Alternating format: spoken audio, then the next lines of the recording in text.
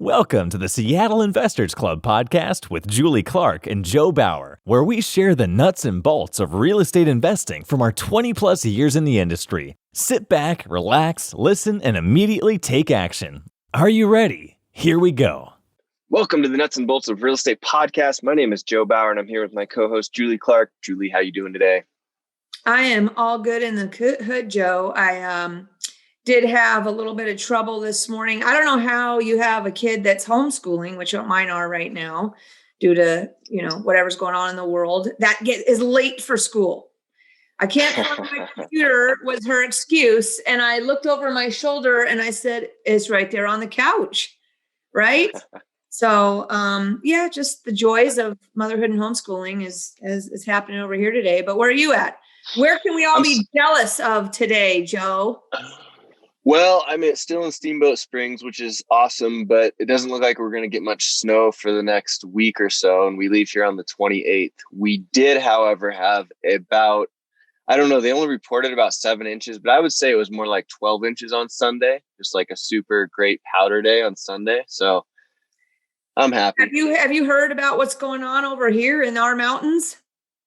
The avalanches? Is that what you're talking about? Oh my gosh, it's crazy. We just dumped and dumps of snow here. We tried to go on Monday up to Stevens. We got turned back.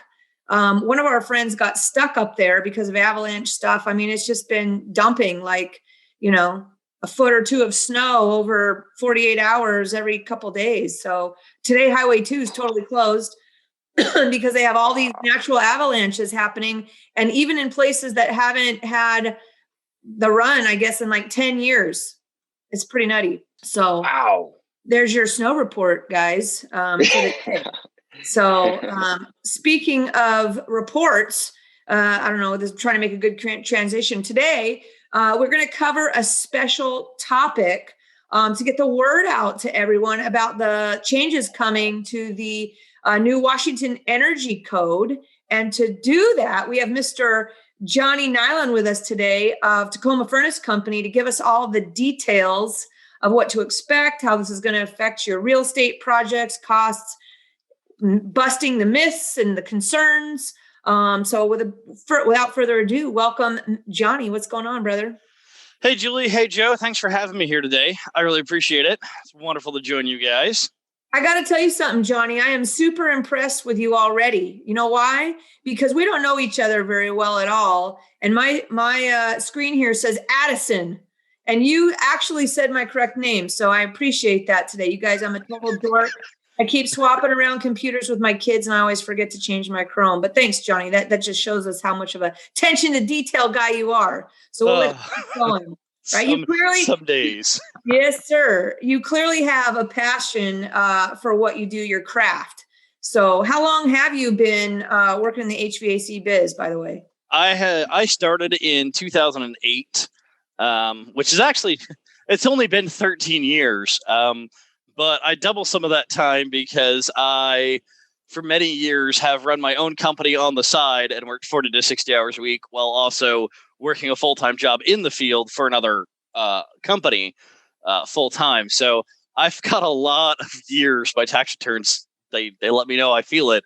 I've got a lot of years of double time in this industry. Specifically since 2012, I have worked no less than about 100 hours a week every week for almost a decade now. I'm actually really glad I'm starting to flip houses so that I can start getting some buy and hold so I can work a little bit less. Good stuff. But I tell people I've got the equivalent of about 20 years of experience. I have a degree in HVAC, and I've worked every job. I started out as a lowly helper, carrying up nitrogen tanks up 3 stories on a rickety ladder to do commercial installs. I worked my way up to the running that same company as the service manager. I actually left the field at one point and went to work for a supply house, which was really cool. I got to see the logistics side and the kind of the inventory management side of how parts get ordered. I got hired off the counter at that supply house to go be an estimator for a guy, where I spent a couple of years and I estimated about $25 million worth of projects. My largest one was like a $4.5 million HVAC renovation to Oh God. That one was the apartment buildings. There was I don't even know how many apartments. It was like 200 or 300 apartments in one complex. And we were putting a bid together to replace every single unit in under a year. All Wow. those apartments. Yeah, it was pretty crazy. Sounds like you should write a book, a little ebook or something. With all the experience I've got, I could. I moved out to the left coast in 2016. I'm a native Virginian, and it breaks my heart some days, but I'll never go back. It's too pretty out here. It's far too pretty out here, and it's a big transition and a big change from Virginia for sure. But when I got out here, I got hired as I was pulling into my new apartment. I had no job lined up. I came out here with my fiance at the time, and she had a job offer. And as we're pulling up into the new apartment, I get a phone interview, and I get hired as a refrigeration engineer by a manufacturer who had this brand new refrigerant. It was going to change the world. It's energy saving. It's great. And I spent some time working with them for quite a while, traveling all over the country. I got to work on systems big and small and do the actual engineering and design on system design, on retrofit, and training contractors. I created a national training program for contractors that they still use today. And after I left them, I ended up starting my own company out here.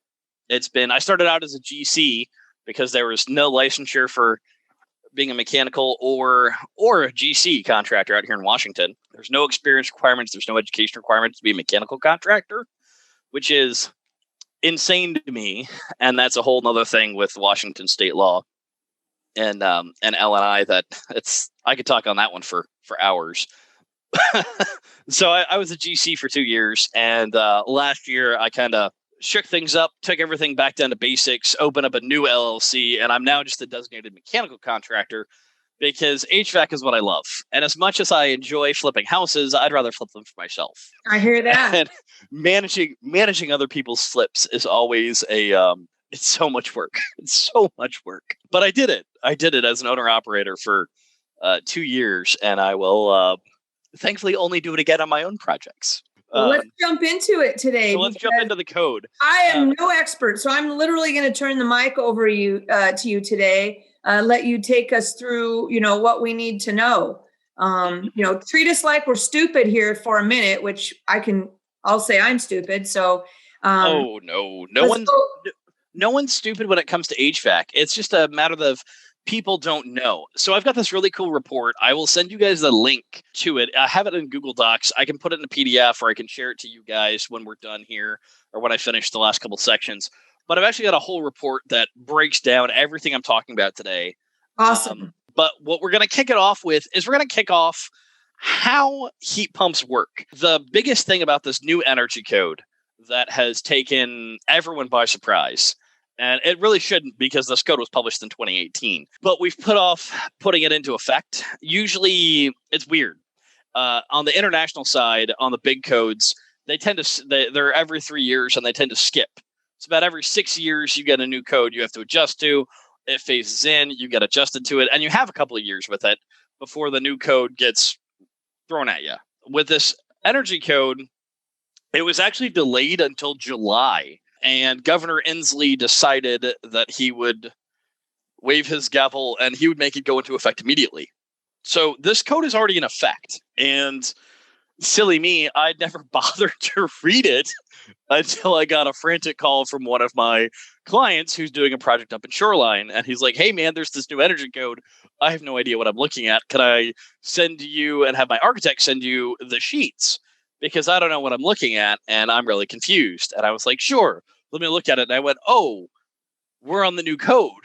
When did that happen? And I looked at it, and it was like, oh, as of February 1st, we're on the new code. So let's go learn the code. And the biggest thing is... So this is as of February 1st? As of February 1st, 2021, the 2018 Washington State Energy Code is now in full effect. A lot of the jurisdictions that independently decide and address their own codes, the City of Seattle, Bellevue, Issaquah, Burien and Des Moines, Fedway, they are still tweaking their own code or their own variations of the code. John Thomas is a City of Seattle refrigeration inspector and he's my favorite inspector. I see him on my jobs all the time, and he and I have been talking about it quite a bit. They are still working on kind of honing in the last bits of code, and there's a couple of lines in the code that would make it retroactively enforced for major alterations. And this is where... Let me ask you one quick question. So are you saying that we have a code for the state of Washington that is now in effect February 1st, but all the individual cities have their overlay on top of that they're still tweaking? Correct. And everyone's really upset because they had until July to figure it out. So they had a bunch of meetings scheduled for March and April to discuss the code and figure out what they were going to change and what they were going to adapt. A great example of this, the International Fuel Gas Code, which regulates gas burning appliances as well as how we run our gas pipe.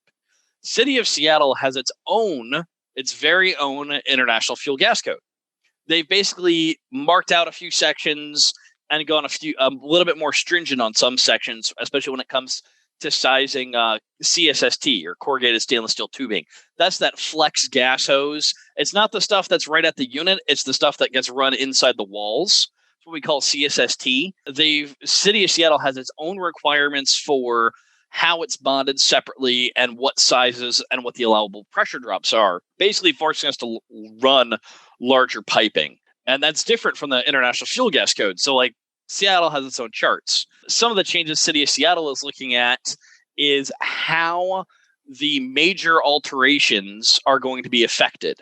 One of the big things about this code that scared the crap out of everybody, myself included, is that major alterations have to achieve 1.5 credits on the energy code, which means that on any flip that you do where you're tearing open walls and moving stuff around, you've got to update to the new code. And you have to fill out an energy code worksheet, which it's all available online. If you just Google search 2018 Washington State Energy Code, it takes you to Washington State University, who has a web page that lands on the energy code. It's got all the worksheets. You can download them. They download as Excel files, and it's literally just plug in the blank. But it's a good 4 or 5 hours of work if you don't know what you're doing. And it's a couple hours of work because you have to do things like you have to input what we call your glazing schedule. So the glazing schedule on the energy code worksheet is the sum total up all your windows that you have that are going in that are new. We need the square footage in size. And we also need a couple of numbers off them. No one ever pays attention to them. They just look at the size, but they're stickers on the window. They have a U factor. They have an R factor. They have a whole host of different numbers and values and factors that are all punched in on the window. And those all go into a little calculator that Washington State Energy Code has put together. And part of that glazing schedule goes into my stuff, which is the heating load calculator. We have to size the units for HVAC based on the heat loss of the house. You know, it used to be back in the day, you could go, 1,200 square foot house. Rule of thumb says we need a 3-ton, 60,000 BTU gas furnace. 60 to 80,000 BTUs, 3 to 4 tons, 1,200 square feet. You're going to end up with anywhere from, 10 to 14 vents. And, we can just sit down and just guesstimate it just on square footage, which is not the actual way to do it. Just so everybody knows, it's not how you're supposed to do it. And the Washington Energy Code has its own heat sizing system calculator that says, here's your heat load, here is your correction factor, basically being in case your math screwed up, and here is the largest size you can have if you do a heat pump, here's the largest size you can do if you can do a gas furnace. And it's really cool because it helps you size things. It is really interesting in places like Bellevue, where I just did an install for my friends Jesse Coe and Chris Myers. And they're Chris Myers. Yeah, he's great. I love them. They're an awesome team, those two. And they have a 3,400 square foot house in Bellevue they're building. They're building one right next to it. And the energy code worksheet blew my mind because it was limited to 60,000 BTUs for a gas furnace. For perspective, a 3,400 square foot home, we would usually put in like an 80 to 90,000 BTU furnace with about 4 tons of air. And we have that 4 tons of air because there's an old rule of thumb in the older code, in the mechanical code, that says residentially you should have no less than a half a cubic foot of air per minute per square foot. So if you just take the square footage of the house, divide by 2, that should be your airflow. Well, if we talk about airflow and tons, 1 ton of airflow is 400 cubic feet per minute, approximately. It's 350 to 450, but we pick 400 as the rule of thumb for the trade. So when we talk about an 80,000 BTU 4-ton system, we're talking about 1,600 feet per minute. That should easily handle a 3,200 to 3,400 square foot house. No, I just did a 3,400 square foot house with 3 tons of air, which is only 1,200 cubic feet of air, which is not a lot given the cubic volume of the house. And that's one of the things we're going to talk about in here when we get to it is air changes per hour in a house and what all that means. I'm going to kind of jump into this and go through. Like I said, I wrote up kind of a guide for this energy code because it's complicated. And we start off explaining what heat pumps are. And that is because everyone remembers the rebates you could get in the last couple of years for furnaces. There's no longer a furnace rebate whatsoever. There are no more rebates for fuel burning appliances, in part because of the Paris Accords and in part because of a whole bunch of things. We are switching to heat pumps in this state. Like it or not, we're going heat pump. And everybody goes, wait. Heat pumps don't work below 40 degrees. They do, and I'm going to explain it for you guys. But the basics of heating and cooling, right? If you have a gas furnace, you're going to take methane, which is what our natural gas is. You're going to take methane, and you're going to burn it. And when you burn it, you're going to produce H2O, which is water vapor, and you're going to produce CO2. If you have proper combustion, that's 99.9% of everything you're going to make is CO2 and H2O. And that's it. And that's going to go up and out through the big fat B vent chimney flue you have. That's if you've got a steel pipe around your furnace or coming off of your furnace, not the ductwork, but the exhaust pipe. If it's a steel pipe, you have B vent and what we call an 80% furnace. And they're not very efficient, but they work great. You're burning natural gas, and that's how you're heating your home. If you have a heat pump, though, this is what everybody doesn't understand. Heat pumps are air conditioners. There's no difference between a heat pump and an air conditioner, with the exception of you have a couple extra valves and switches inside the outdoor unit. So if you came to me and said, hey, Johnny, I want air conditioning for my house. And I said, okay, Julie, no problem. It's going to cost X. I'm going to go put a coil in on your inside underneath your furnace so that your furnace can still power the fan that blows things, that blows air through your ductwork. We're going to put a coil in there. And then on the outside, I can get you a basic standard Mach 1 Mod 0 straight AC unit. It sucks. It's inefficient, but we only use cooling for 600 hours out here in Washington, approximately per year. And you say, okay, great, but I heard about these other options. Well, I can put a heat pump on there and create what we call a dual fuel system. And what happens is the heat pump, because of our mild weather in Western Washington specifically, the heat pump is going to wipe out about 70% of the runtime hours, which are about 2,000. It's gonna take up about 1,400 hours of that 2,000 hours a year runtime is going to be on your heat pump and your electricity bill instead of your gas bill. But the thing is, newer heat pumps are more efficient than your old 80% gas furnace. And people go, well, how does a heat pump work? And so in order to explain a heat pump, I got to teach you guys the very, very basics of HVAC. So you're going to get an intro to HVAC here. Sounds good to me. What we're going to do is we have this compressor, and a compressor is a vapor pump. Compressors can't compress liquid. Liquid is non-compressible. Don't ask me. I didn't invent physics. Liquid is not compressible. Only vapor is. So what we're going to do is we're going to compress a bunch of vapor, and we're going to get it really, really hot. We're going to take that hot gas and we're going to run it through a coil and we're going to make this the inside coil. We're going to have that heat pump. It's going to make this compressor compress, and it's going to run that hot gas inside the coil of your house. Well, if you have cold air running across a hot coil, that hot coil is going to start, the refrigerant inside of it is going to start condensing, and it's going to condense into a liquid. This is why we call that outdoor unit a condenser typically, and that comes from the AC days. So as a heat pump, we are actually condensing the hot gas into a hot liquid refrigerant, and we're doing that inside your house. We are giving heat from the refrigerant into the airstream of your house. And we're going to shoot liquid refrigerant right back to the outdoor unit. Now, this liquid refrigerant is going to go through a little tiny hole that we call metering device. That can be an expansion valve of electric or thermal, or it can be a basic orifice. There's a couple of different things, but the real thing is we're going to run all this liquid, and we're going to slam it up against this little itty bitty tiny hole. And on the other side of that hole, it is going to create a low pressure zone and a low pressure side of the system.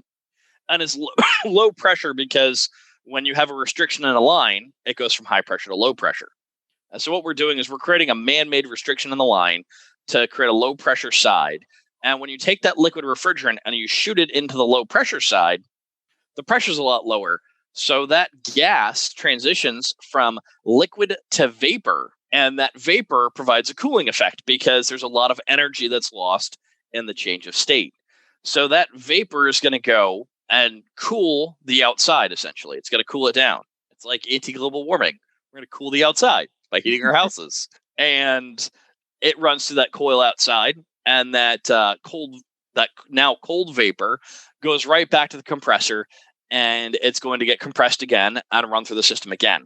So it goes from a hot gas. The compressor makes it into a hot gas. It goes to a liquid. That liquid gets changed back into a low pressure, low temperature gas to provide a cooling effect. And when you see frost or ice on your outdoor heat pump on a cold day, it's because 60% of all cooling that's done by these systems is actually done in what we call latent heat, which means that it's moisture removal. And it's condensing the moisture that's in the air. So if you go outside and your heat pump is frosted over and you have frost on it, that's totally normal. Don't freak out. Everybody does. I don't know. I usually get about 20 calls the first frost of the year because people come out and they see their heat pump has ice on it. And they go, "Oh no, Johnny, what's wrong?" And I say, "It's normal. It's fine. Leave me alone." There you go. It's how it's supposed to be. Have a great day.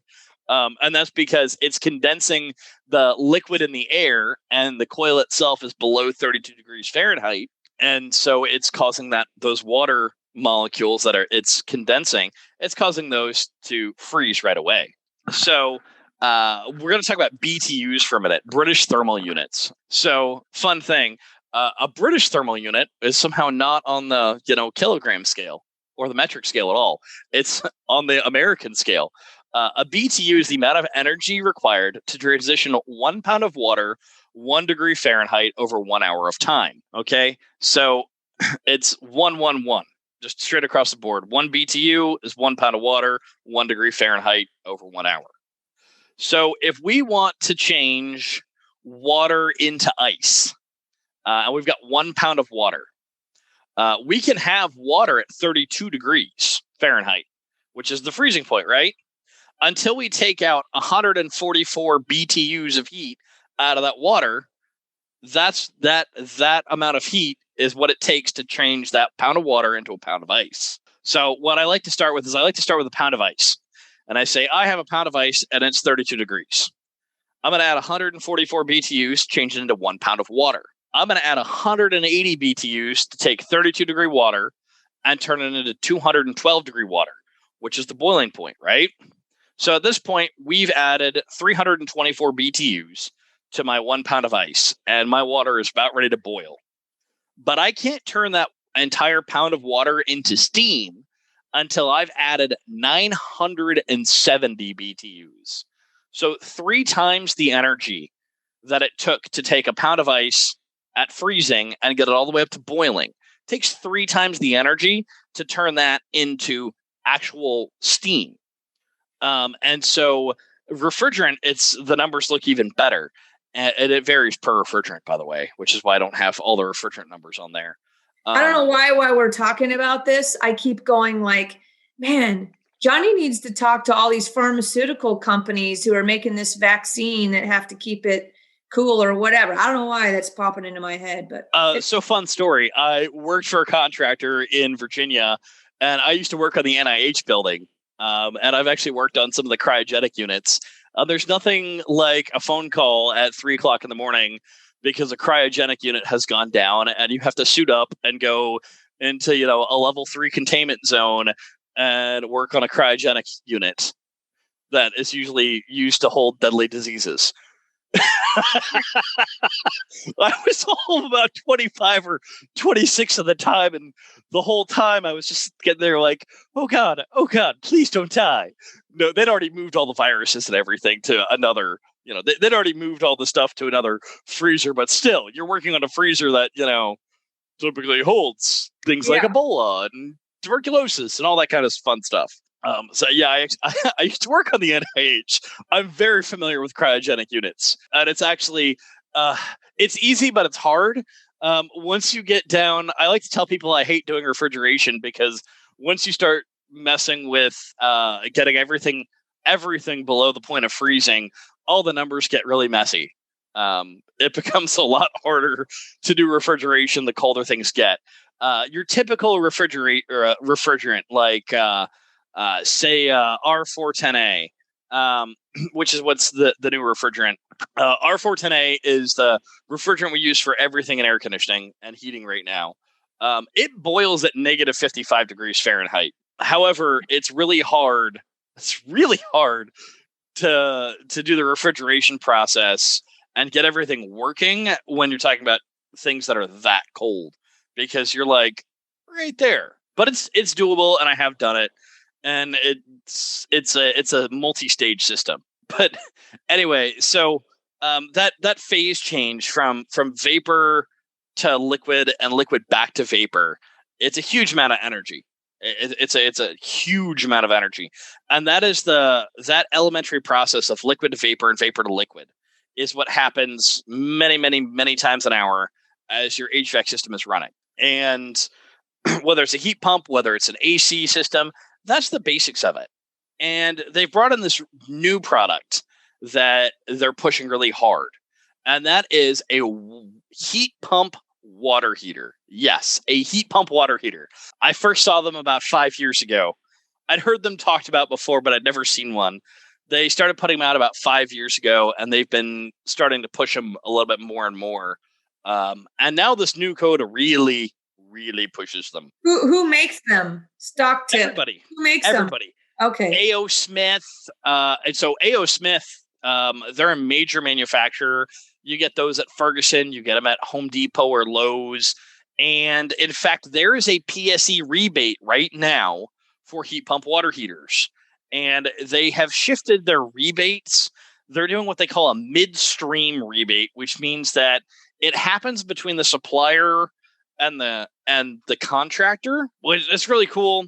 It's a lot of paperwork on my end, and I basically have to show an invoice that the customer paid that they got their midstream rebate in order for me to get paid on it. But it's like a $600 rebate on the efficient ones. The cool part of this is at Home Depot right now, you can go buy a heat pump water heater and get $600 off at the register. So these heat pump water heaters, they're typically like $1,300 to like $2,500. But right now, you can buy one for as cheap as $750, which is cheaper than a tankless. If you have projects coming up, go get one. Although it sounds like I was talking to the PSE guy a week or so ago, and it sounds like they're going to have this midstream rebate for at least all of 2021 and some of 2022. They don't think they're going to change it anytime soon. Is there any risk that there's going to be a run on these units because of the switch over, and maybe people should go load up on them, or what? If they can, I don't know how that works, but that is the logistics supply chain management side of things. I will tell you, manufacturing in the HVAC industry took a huge hit with COVID. I mean, I was writing up my letter to my clients this year, trying to explain to them that my prices went up 10% at the supply house, 10% on furnaces, on heat pumps, on just everything. Because with COVID and the loss of manufacturing capacity, as people were getting sick and everything happening in China and Mexico. Everybody took a brutal beating in the field, and inventory is a struggle. It's a struggle right now. They're doing better than they were, especially as things are starting to relax now. But I think that come June, July, we're going to start having some major problems with keeping inventory going for things like Mitsubishi ductless heat pumps and heat pump water heaters. I think it's going to take probably 4 to 6 months before we really start seeing, because, real estate's going to keep going up and up, and flippers are going to keep happening, and construction's booming right now in the midst of a pandemic. It's the busiest year I've ever had in my life, and it's in the midst of a pandemic, no less. Everybody's getting everything remodeled everywhere. And it's only going to get way worse once interest rates go up, because nobody's going to move. They're going to stay in their homes and remodel. Mm-hmm. It's crazy. I mean, it's great. At the same time, my wife would like to see me again. At the same time, I think you've probably got a couple months before you're going to start seeing some stock shortages. And the hope on the manufacturing side is that they will have had enough time to have started to catch up and to be producing enough that they can keep up with demand. But so these heat pump water heaters are really cool because they stuck a 15,000 BTU refrigeration unit right on top of a normal electric water heater. And they dropped the condenser, the thing that handles the hot gas. They dropped that into the middle of the water heater so that the water is what cools down the gas because the water gets hot. The thing about heat pump water heaters is they've pretty much got to go in your garage, or there are some options to duct them outside if they're in your house, although it's not necessarily recommended, but it can be done. Hey guys, it's Julie here with a quick break from the show to discuss an opportunity some of you may have interest in, which is to work more closely with me. On almost a daily basis, I get calls from investors and brokers, both new and experienced, asking me for guidance or advice. I love helping you guys out, and it keeps me on my toes too. So with that said, I wanted to let you know that I have a private broker coaching community called the VIP Education Community. And the best part is that it's 100% free. That's right, it's free to join. So whether you're a traditional broker or a broker investor, my VIP education community offers personalized one-on-one coaching from not just me, but also from my experienced broker friends with expertise in all disciplines of real estate and real estate investing. We'll teach and share our modern marketing strategies, our tech and lead generation resources, plus teach you how to identify or offer up opportunities for yourself or for your clients using techniques such as seller financing, lease options, land entitlement deals, BRRRR investing, flipping, multifamily or commercial coaching, whatever you like. We've got it all covered for you. The future of real estate is changing fast, and to stay in the game, it's time to learn about all the options you can offer your buyer and seller clients, as well as, if you want, learn how to use those skills to grow your own real estate portfolio. If you'd like more details about joining my VIP education community, reach out to me at julie@seattleinvestorsclub.com or text me at 206-910-2985 or just send me a Facebook message. My new favorite phrase is community equals confidence. So let's navigate the future of real estate together. Now, back to the show. So if somebody's flipping a house here, if they have a flip, or obviously people who flip all the time or new construction, this is something they need to be thinking about, or they need to be planning for space for this? They should, 100%. And here's the thing. Remember how I said there's a 1.5 credits is the alteration code number? Yeah. So 1.5 credits is a heat pump hot water heater in the new code. There you go. So for alterations, you can spend an extra couple $100 and put a heat pump hot water heater in. So there's the nugget today, right? Like, that's a big nugget bomb right there today. That's a huge nugget bomb. That's a huge nugget bomb. This is why I started laughing when I got into the code, and then I got trained up on all the rebates and everything that everyone's doing. And I'm like, oh, this cost difference is negligible. So what are the myths of, well, let me just back it up for a second, because I'm going to talk stupid to you.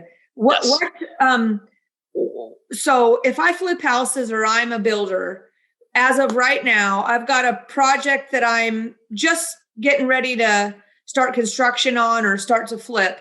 What do I have to do in regards to my heat? Let's say I'm doing a big remodel, like a gut job on a house, or I'm moving walls or whatever, or I'm doing new construction.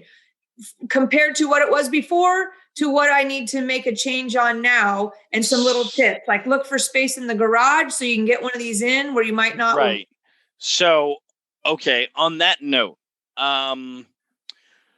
myths. It's not going to cost you an extra $20,000 to build. It's not.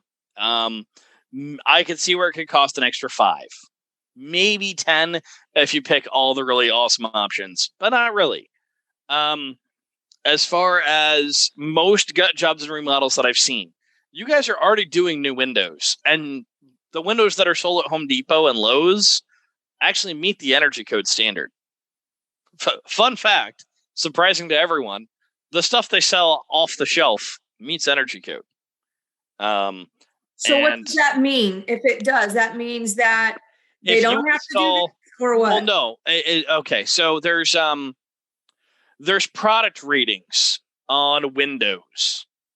This gets into what we call fenestration, which is a fancy word that basically is talking about the square footage of windows compared to the square foot of as a percentage of the wall surface. And it's a U factor. Now, scientifically speaking, the U factor is a heat transfer rate. It's how fast heat will transfer through it.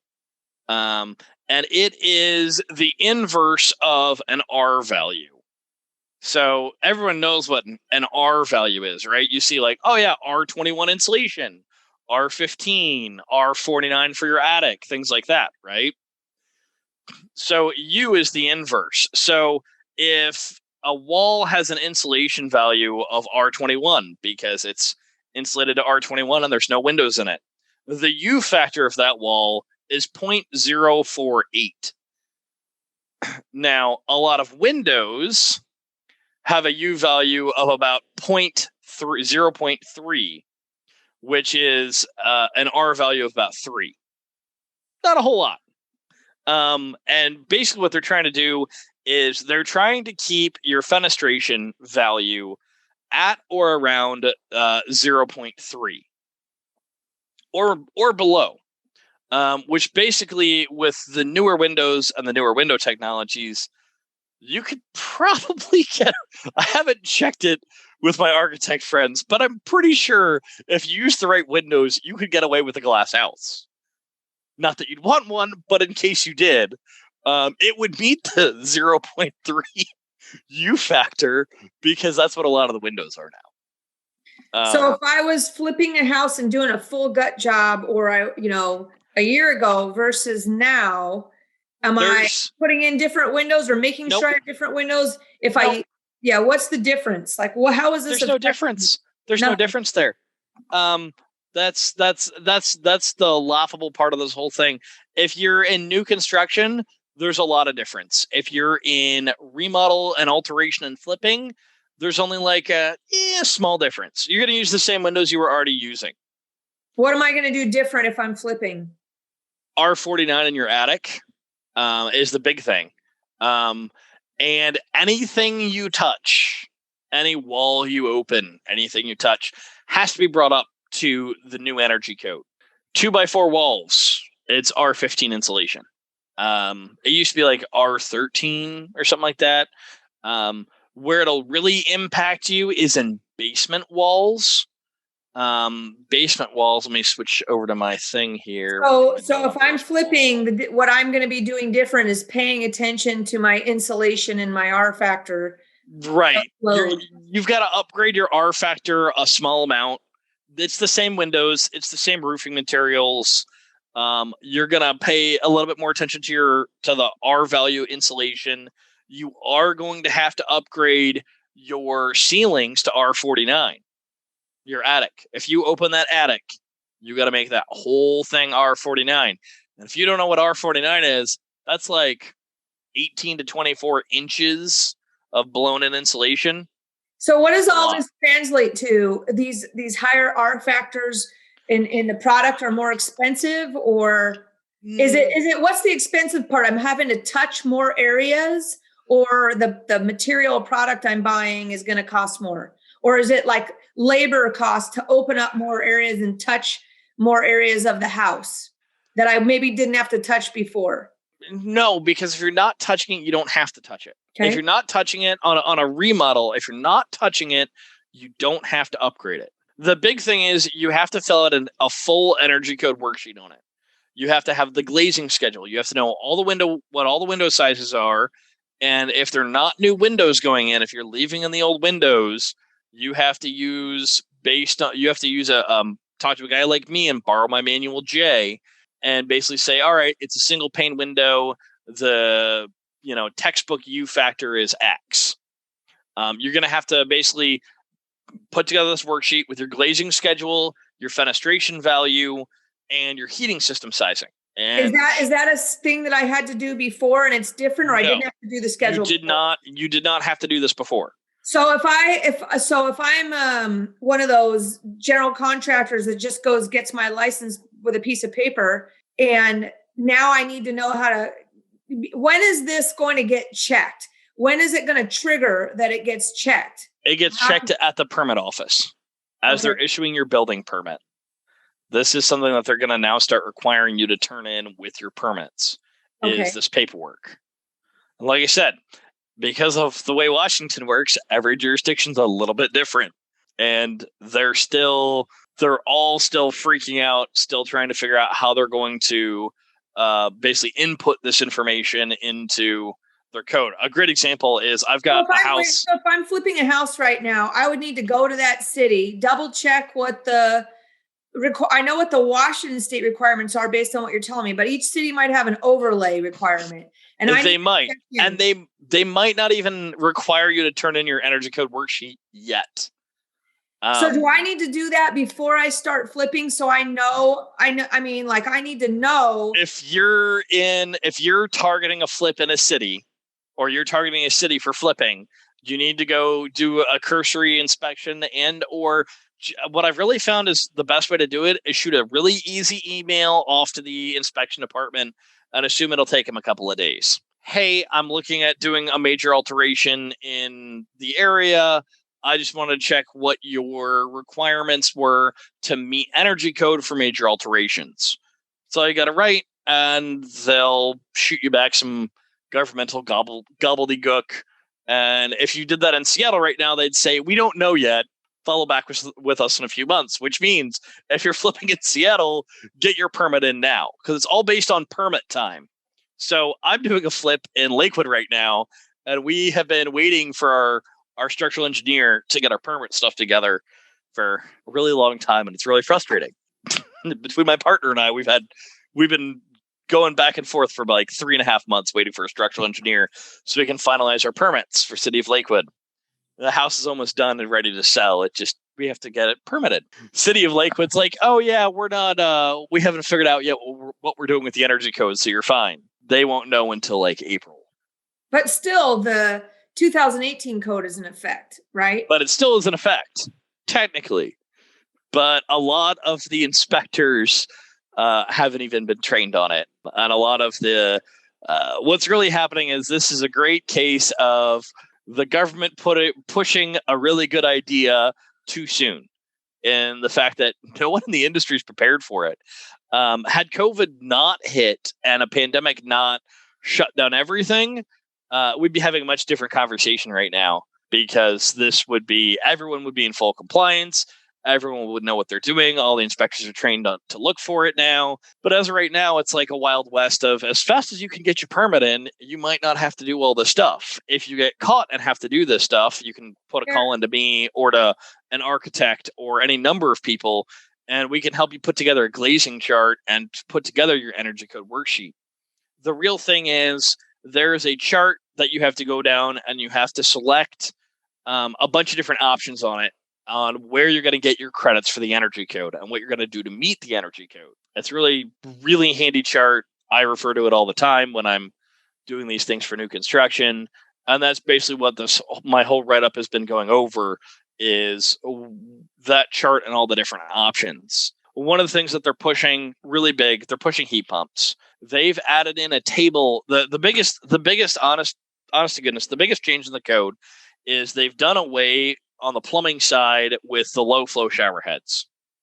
It used to be if you installed low flow water fixtures in the house, you could pick up like a half a credit or a credit. If you install a tankless water heater, you get a half a credit or a credit. Those all went away. They introduced a table that's called the fuel normalization credits.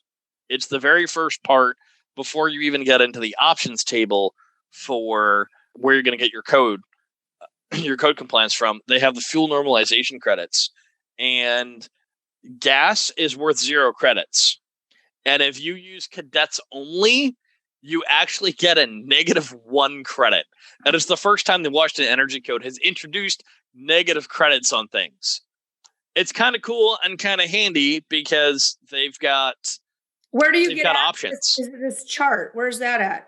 If you go, and we'll make sure it's in the show notes. Yeah. It's going to be a big thing. Where is this? Is this the checklist?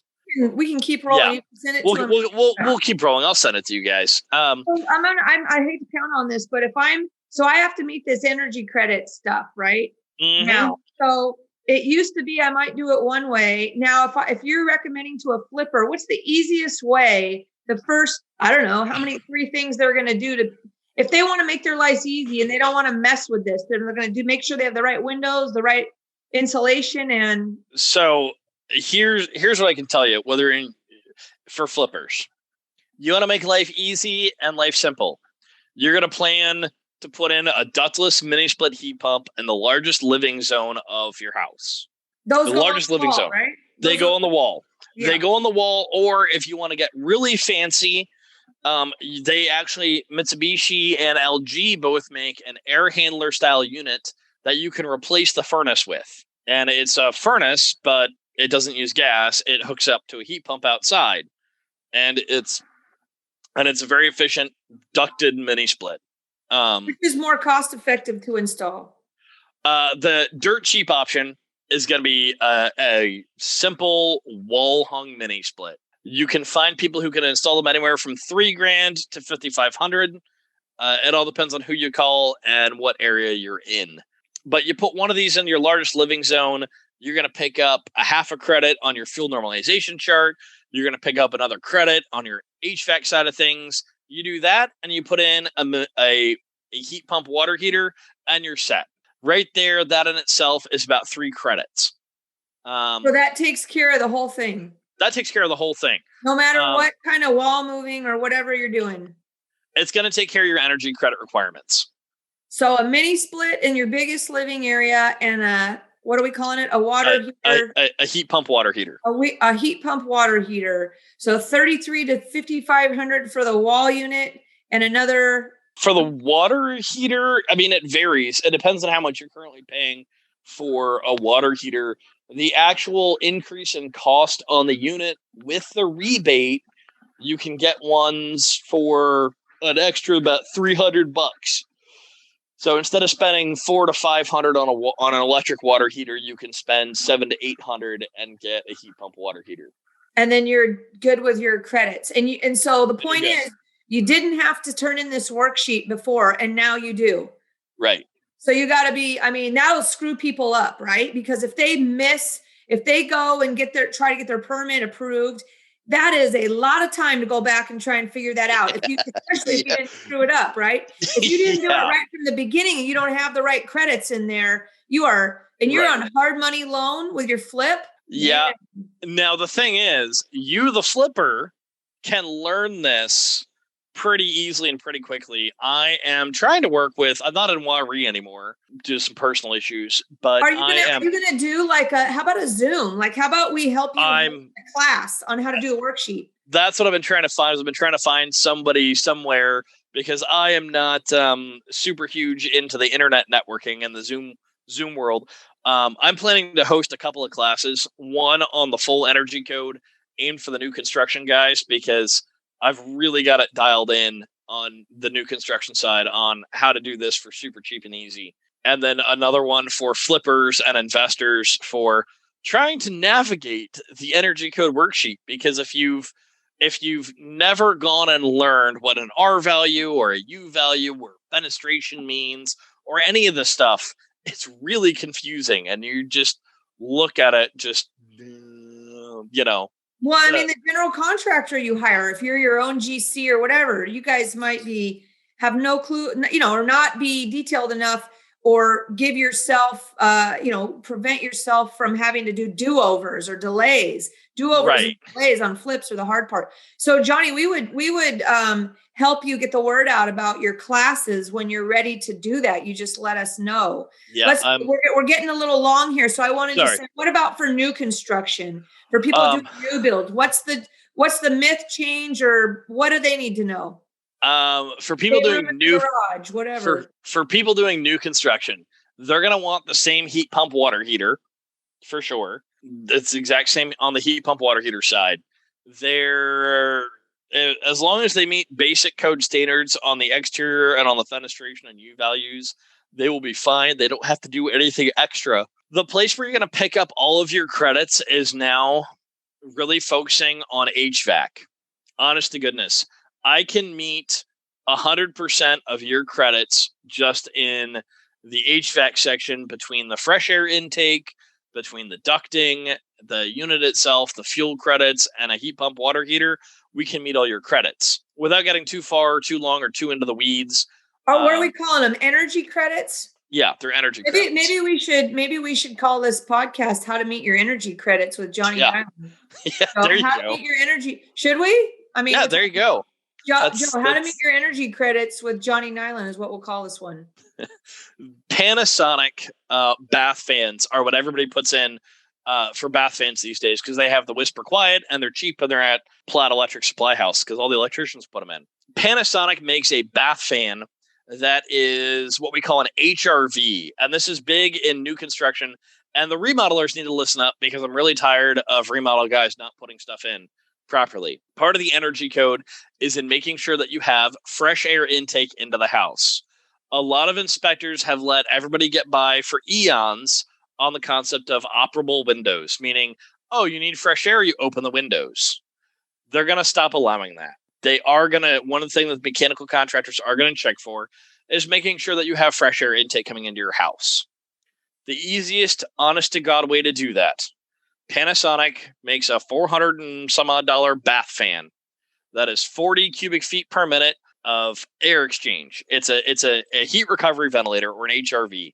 It exhausts air and it brings fresh air in, but the airs never touch each other. And there's a wheel in the middle that spins around, and that wheel transfers heat from the outgoing air to the incoming air, so the incoming air is not freezing cold in wintertime. It doesn't do a perfect job, but it does a pretty good job. And Panasonic has these things, and it's a bath fan. And it's got two ducts coming off of it that both go to the roof. One sucks in, one blows out. And that actually meets one of your energy. That means 1.0 energy credits right there. There's a bigger one that maxes you out have the three energy bathrooms. credit. How many do you need? 3 credits? How many credits do we need? 3.5? No. You need 1.5. 1.5. Okay. On remodels, you need like 1.5. But do one of these bath fans, and it meets your. So, for instance, you have International Mechanical Code has it so that you have a laundry fan in your bathroom, right? That runs all the time, nonstop. You're going to replace that laundry bathroom fan with one of these fans right here. And that way you're constantly bringing in fresh air to the house and exhausting old air. And that'll meet your code standard for fresh air.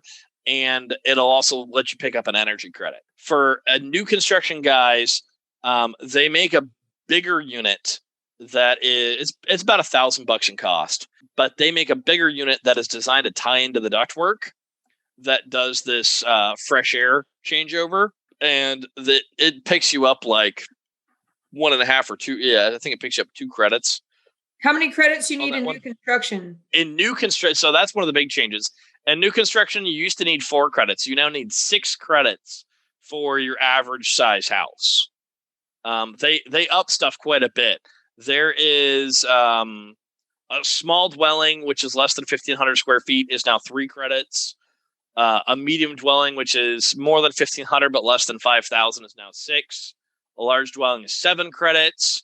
R2, if you have a built-in ADU, you have to meet at least 4.5 credits because you now count under the R2. If you're doing an addition, that's a good topic right there. This is a good topic. Additions, I forgot this.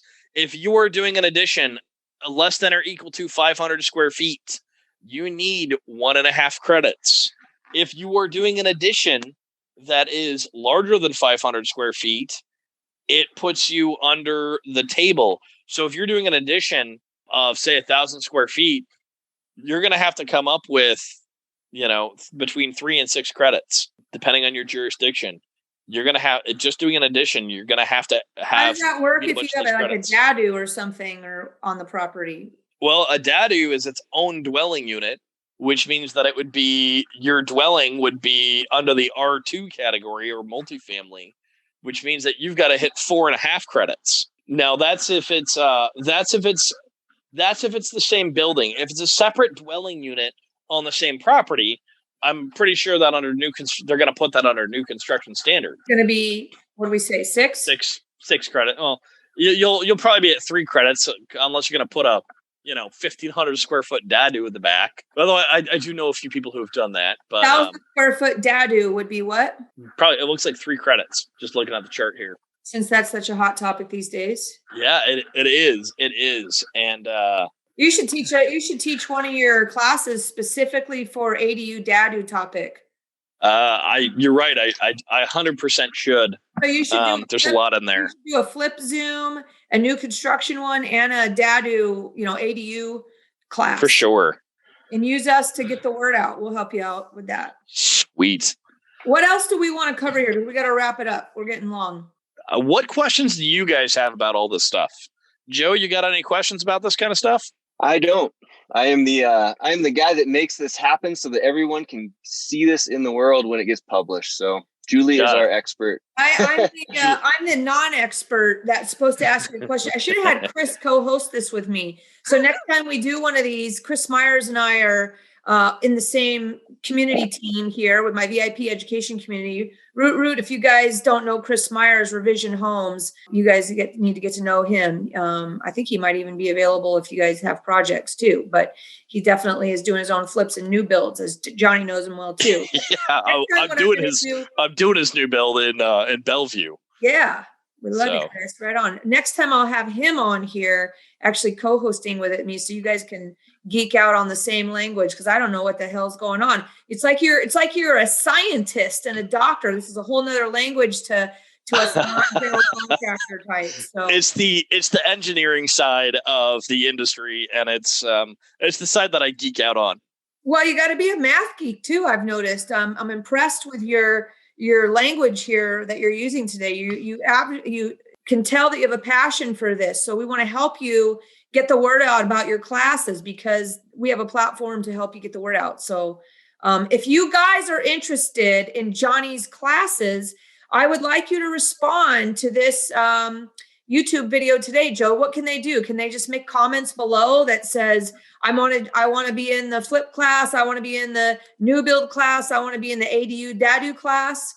Can they do that? Yep, that's a great idea. Just put it down in the comments below in the YouTube video, and we will get that information to you. I monitor all the comments within usually a day. So, all right, guys, drop it below. Let us know. And whoever makes the most comments, maybe we'll get Johnny to do that class first. So whatever topic, flips, new construction, or dadu ADUs, maybe we'll get him. We'll twist his arm through our platform here to get that class going for you guys first. Before we wrap up, is there anything else, Johnny? You're going to send us maybe Joe. You just send that to Joe at SeattleInvestorsClub.com, whatever the chart is or whatever works. Yeah, I got lots of resources for you guys that I will send over. I'll send you guys over everything I got, as well as like I said, I can send it over as a PDF, or I can send it over as the Google Doc link so you guys can see it in its live form. I've got it looks like it's going to end up being about 20 pages. I'm still writing the last couple sections here, but I got a 20-page write-up explaining in detail all of this really cool stuff on the energy code, how to meet it, how to beat it, and what to keep in mind when you're doing all this stuff, and kind of how it all works. I didn't cover it today, but I've got the first, I don't know, 7 or 8 pages just kind of explaining how heat pumps work, how water heaters work, how the efficiency ratings from the federal government, how to read and understand those and get those to a common comparable point. Because there's a lot of complicated stuff when you start talking about the water heater side of things versus talking about the SEER or the HPSF when it comes to heat pumps and AC. And I try to break that all down in a way that the layman could understand and learn. Awesome. How to compare and contrast those. One thing I want to tell you, Jonny, is, and we're wrapping it up here, so I'm reminding everybody who's listening, it does not matter where you are across the U.S., Canada, it doesn't matter where you're at, anywhere. Every Thursday, Pacific time, from 11:30 to 12:30, we have a weekly roundtable meetup. Everybody's invited. Jonny, you jump on there with us. People might have questions about their HVAC or these credits, and you should jump in with us. We'll tell you how to, all you have to do, actually, I'll tell everybody how to get in on this. You just go to meetup.com, search for Seattle Investors Club, and the Zoom link to access this meeting is there. That Zoom link does not change from week to week. So you can take it and copy and paste that Zoom link into your calendar wherever you are. And if you need expert tips, I'll tag Jonny here going forward on our meetings and have him maybe jump in with us when he can. I know you're out in the field probably during that time, Jonny, on Thursdays from 11:30 to 12:30. But if you're not, I can make some time. Yeah. Let alone people, we can get some of these questions or forward and drop you guys this podcast again or whatever, share some of the worksheets or things that Jonny's going to give us. But Jonny, if you can make it sometimes 11:30 to 12:30 on a Thursday, every single Thursday Pacific time, that's where we're at. And you guys can plug in and ask Jonny your questions there. Or if you guys have questions, make sure you drop them below on this YouTube. Can they do that, Joe? Yep, absolutely. Yeah. Do absolutely. Wherever they, if there's not a comment place on the platform that you're watching or listening to this, just shoot an email to me at joe@seattleinvestorsclub.com. And if there is, drop it in there and I'm monitoring it. Awesome. All right, guys, you guys should all be subscribed to our YouTube channel so we can easily track your comments, wants, needs, and all that stuff right there on these podcasts. So go hit that subscribe bell or whatever those cool terms are. People say smash it or something like that. I don't know. Maybe I listen to my kids watch that damn Norris Nuts. I hate that show, Norris Nuts. I don't know if you guys have kids, and please, I know. So don't even get me started there, but smash that like button or however they say all that stuff. Anyways, that we're going to wrap it up for today, Jonny.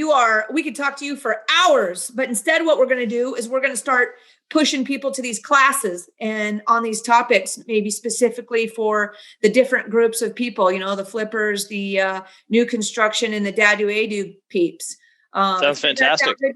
We can be your partner to help you promote your classes if that works for you. All we want to do is give our audience awesome content to help them be successful. And certainly glad to have spent this time today with you and continue our relationship here going forward, right? Keep everybody up to snuff so they can save time, money. Last thing you need to do is burn your time on these flips and projects if you aren't prepared with these worksheets that you're going to need. Sounds like there's an entire side gig of worksheet expert type consultants that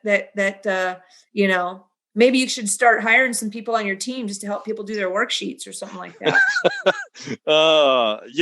If I could just make that what I do all day, that'd be fantastic. There you go. Well, maybe we can help you make that happen. So, all right, guys, Joe, we're wrapping it up. Is there anything else we need to tell anybody? If you haven't yet joined our Facebook page for Seattle Investors Club, get on Facebook and do that, because we have special things that we drop and announcements on there for cool trainings. Sometimes what I'm doing, just say short notice. I might say, hey, 30 minutes from now, I'm doing a special training on some topic related to real estate investing, broker stuff, or whatever, for my private coaching community, which is the VIP education community. And I'm letting people in on those ninja special training. So pay attention, but you can't get that information unless you're on our Facebook page for Seattle Investors Club. So there you go. So today, Joe, where can they find the details of today's podcast?